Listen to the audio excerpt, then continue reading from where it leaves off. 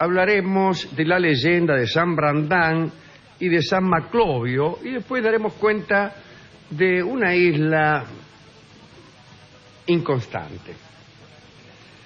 Un ermitaño llamado Barintus le contó a su primo Brandán de la existencia de un lugar edénico. Más, era el lugar donde había estado Adán y en el que Dios permitía a sus santos vivir después de la muerte. La historia fue así. El propio Barintus y su ahijado, el monje Mernoc, habían vagado por aquel maravilloso sitio que se encontraba más al oeste de la isla de las Delicias. En realidad es otro nombre que recibían las Islas Canarias. Es decir, estaba más al oeste de las Islas Canarias, un dato absolutamente insuficiente. En aquella tierra, digo, no en las Islas Canarias, sino en aquel maravilloso Edén, abundaban las flores y los árboles frutales como conviene, y su suelo estaba pavimentado de piedras preciosas, como no sé si conviene tanto. Recorriendo el lugar, llegaron Barintus y su ahijado a un ancho río, y cuando se aprestaban a vadearlo, se les apareció un ángel que les prohibió seguir más allá.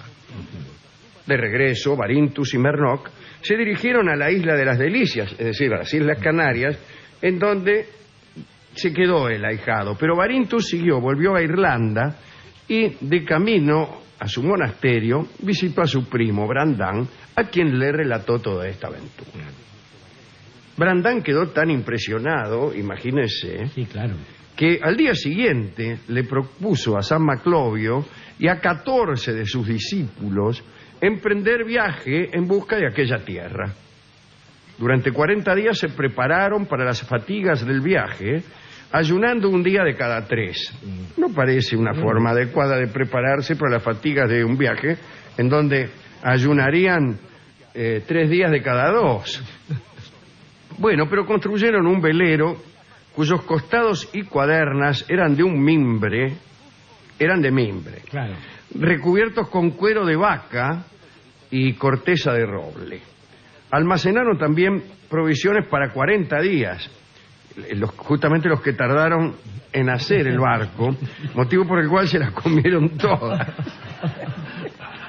Discúlpeme. No, por favor, también almacenaron pieles para reemplazar las que cubrían el entramado de la nave. Sí. Previsores.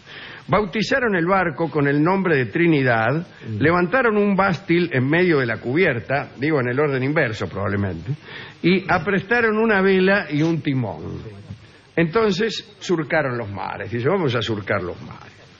Durante 7 años no les habrán alcanzado las provisiones, que apenas bastaban para 40 días. Durante 7 años recorrieron el Atlántico y encontraron muchas cosas muy extrañas. Sí. Las islas de San Albeus, en donde vivían 24 monjes que, excepto para cantar himnos, no pronunciaban palabra desde hacía 8 años y conversaban mediante un lenguaje de gestos. Después de aprovisionarse, continuaron y llegaron a otra isla cubierta de viñas que producían uvas del tamaño de manzanas. Bastaba una de aquellas uvas para alimentar a un hombre durante todo un día, siempre que el hombre no fuera muy goloso. También advirtieron durante la travesía Brandán, que después fue San Brandán, San Maclovio y los 14 monjes, una columna de cristal con una envoltura de plata o de vidrio que permanecía de pie en medio del océano. Ya habían bebido a esa altura, claro. Sí. Asimismo, encontraron demonios, pigmeos, gatos marinos, serpientes marinas, dragones, buitres y ángeles. En una de 3 islas volcánicas que avistaron, descubrieron nada menos que a Judas. No. Sentado en una roca donde descansaba de su tormento infernal, pues ese día era domingo. ¡Qué casualidad! Qué notable la suerte del mar. También visitaron otra isla habitada solo por grandes ovejas blancas y otra que era el paraíso de los pájaros, en la que los árboles no tenían hojas, sino menudas criaturas cubiertas de plumas que se colgaban de las ramas por el pico, succionando el jugo de la corteza. Un asco. Bueno, grandes y muchos fueron los prodigios que conoció San Brandán en estos 7 años de peregrinaje por el mar en busca de aquella isla prometida. Y finalmente llegaron a la isla que había descrito Barintus. Llegaron, la recorrieron, el mismo ángel les prohibió cruzar el mismo ancho río y los invitó a volver a su barco Trinidad, llevándose él y los suyos todas las frutas y piedras preciosas que pudieron cargar. Cruzaron el anillo de niebla que envolvía el lugar y San Brandán retornó a Irlanda y allí contó repetidas veces a sus hermanos cómo fue su aventura, dónde disfrutaron con gozo, dónde pasaron aprietos, a veces en el mismo lugar, y cómo en cuanto les hizo falta hallaron todo lo que a Dios pidieron. En el convento de Irlanda relataba San Brandán a sus hermanos estas historias. También les contó que un día estaban navegando sin descubrir tierra justo en el día de Pascua y rogó San Brandán para que les hiciese Dios la gracia de hallar algún enclave en el que poder decir misa. Oyó el Señor los votos de su siervo y dispuso que en medio del mar surgiese repentinamente una isla. Mirá vos. Plop. Desembarcaron, y mejor todavía desembarcaron, y a los primeros pasos que dieron por el lugar descubrieron el cadáver de un gigante que yacía en su sepulcro.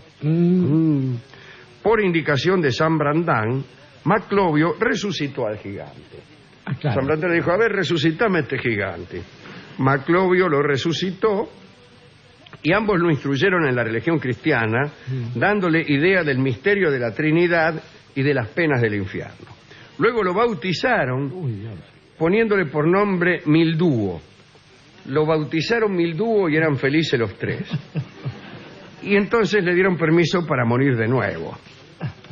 Bueno, los viajeros levantaron un altar, celebraron la Pascua con un oficio lleno de fervor. Calcule. Había nacido una isla de la nada, habían resucitado a un muerto. Si uno no tiene fe en esos momentos, ¿cuándo los va a tener? Y se llevaron para comer carne que habían guardado, andá a saber de dónde. El gigante, casi. Ya estaban por comerla, pero la tierra empezó a temblar. Y a andar. La isla se empezaba a alejar del barco. Entonces salieron todos rajando, embarcaron. Y aún a 10 leguas de distancia todavía podían divisar con toda claridad el fuego que habían encendido sobre el suelo de aquella isla, que iba desapareciendo hasta sumergirse del todo.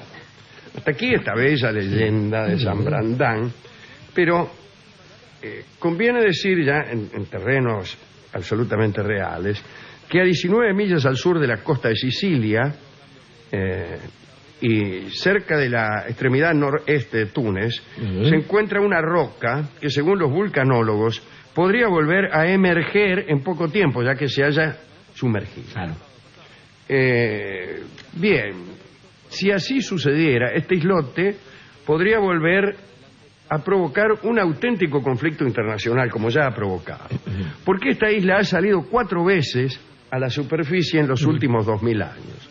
Las referencias más antiguas sobre erupciones submarinas en la zona se remontan a la Primera Guerra Púnica, allá por el 264 antes de Cristo, la guerra entre Cartago y Roma. Los cartagineses y los romanos. El 2 de julio de 1831, una enorme erupción hizo salir a la isla con 63 metros de altura y 5 kilómetros de circunferencia. ¡Epa! Bueno, ahí emergió del mar en el canal de Sicilia, entre Sciacca y Pantelleria. Los primeros en percatarse de esta aparición fueron los habitantes de Sciacca, preocupados justamente por la columna de humo que se elevaba del mar en el horizonte y por las sacudidas de un terremoto que se repetían amenazados. Digamos que Italia no era aún una nación unificada. No estaba cumplido el sueño de los Italiani Uniti.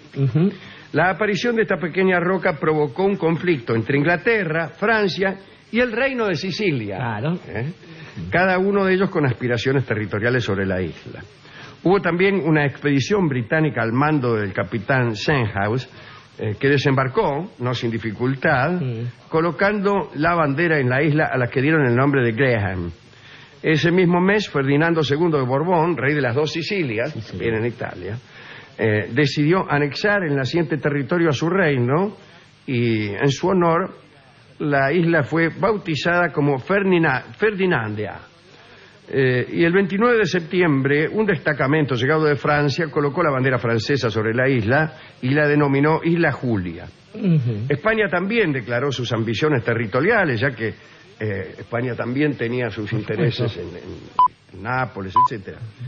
Pero no hubo conflicto porque en diciembre de ese mismo año la isla, llámele Graham, Ferdinandia o Julia, se hundió en las aguas del Mediterráneo, donde permanece hasta hoy. Mientras existió, recibió la visita de numerosos científicos de diferentes países, incluso viajó hasta ella Sir Walter Scott. Inspiró la isla a varios escritores como Fenimore Cooper, que escribió una novela que se llama El Cráter, nuestro amigo Alejandro Dumas, L'Esperonare y Julio Verne, Las grandiosas aventuras del maestro Antífer. En 1987, durante el conflicto con Libia, un piloto estadounidense vio la sombra del islote y pensando que era un submarino lanzó varias cargas de profundidad. En 2002 aumentó la actividad, sísmica en la zona de esta isla y se especuló sobre una eventual erupción y una reaparición de la isla.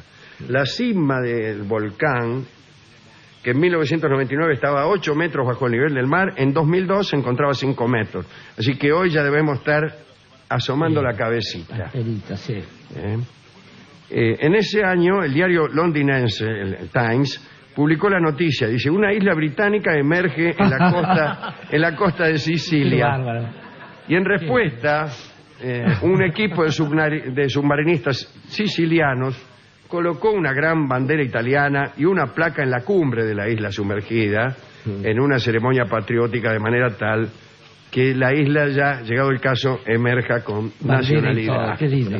En realidad la historia, Alejandro, es muy parecida, con la diferencia de este movimiento, este molesto que tiene esta isla, a la isla de Malta, que empezó como la sede de los caballeros de San Juan en Rodas, con sede en Malta, y que tuvo ocupación francesa, británica, bueno, también árabe, española, y generó un idioma que es bastante parecido al nuestro por lo impronunciable.